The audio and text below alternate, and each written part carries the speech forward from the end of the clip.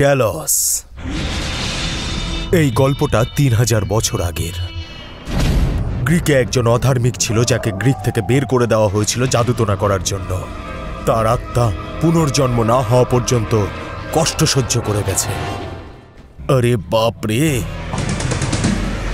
এটা কি?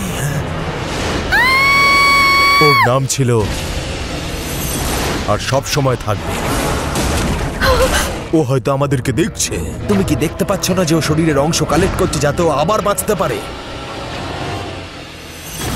আমরা তাকে কি করে মারতে পারি যে 3000 বছর ধরে মরেনি?